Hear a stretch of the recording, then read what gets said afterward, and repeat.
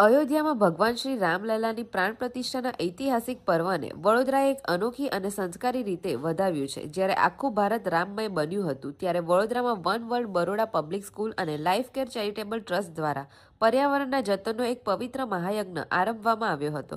અયોધ્યામાં રામ રાજ્યનો ઉદય અને વડોદરામાં પ્રકૃતિના અભિષેકનો મહાપર્વ યોજાયો હતો.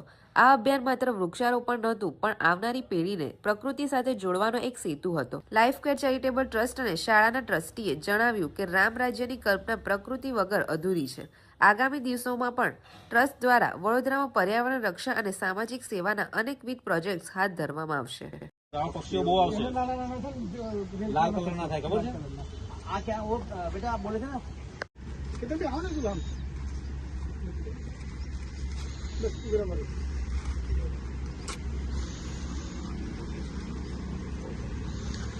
આ બાજુ જો બધા કે તમે આ બાજુ જો ફૂટા ફૂટા જગદીશભાઈ.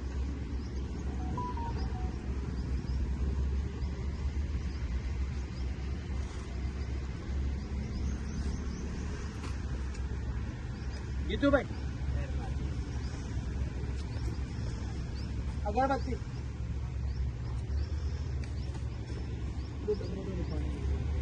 વચ્ચે એર રહે છે ને તો પછી પેલું જે ઝાડુ હોય ને તમારે સ્મોકિંગ ની હતી. યસ, સેકન્ડ યર છે. Second year. ઓકે. એ જો પેલું નીચે સપોર્ટ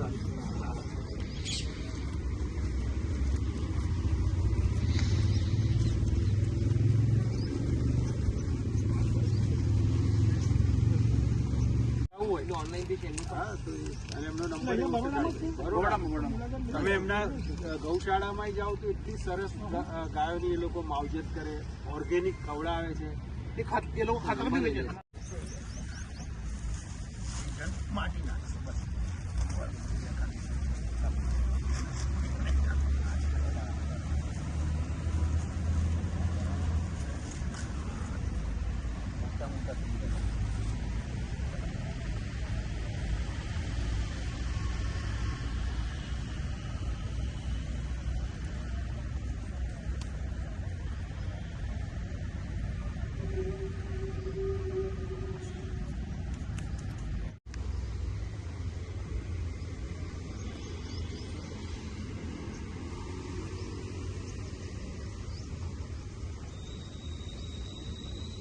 ઋતુ મેડમ નહીં આવે.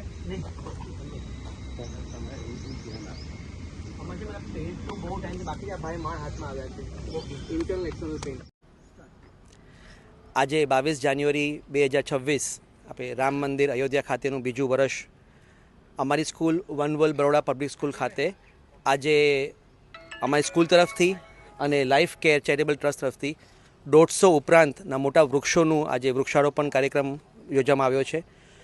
પર્યાવરણ વિશે વિદ્યાર્થીઓ શીખે એવા ઘણા અલુપ્ત ઝાડ પણ અહીંયા વાવ્યા છે અમે લોકોએ. અને જે આપણે પર્યાવરણનું જતન કરવાનું છે, જે આપણે માવજત કરવાની છે અને વિદ્યાર્થીઓ જે શીખે એને અનુરૂપ આખો અમારો જે ગ્રીન બેલ્ટ બનાવવાનો આખો ઉદ્દેશ્ય છે એને આજે અમે પૂરું કર્યું છે. 22મી જાન્યુઆરી ફરી યાદ કરાવું છું કે આજે આપણે રામ નિર્માણ થયું હતું મંદિરનું ત્યાં અયોધ્યા ખાતે. અને આજે આ જ દિવસે અમે આ શુભ કામ લાઈફ કેર ચેરિટેબલ ટ્રસ્ટના બધા જ મિત્રો તરફથી, ધર્મેન્દ્રસિંહ ગોહિલ તરફથી, જયેન્દ્રભાઈ મોરબિયા અને કેતનભાઈ Solanki, one world Baroda public school ખૂબ આધારી રહેશે. આ એમની જે જેસ્ચર છે, very very grateful for the same, and we look forward to a very very clean and green environment. Thank you.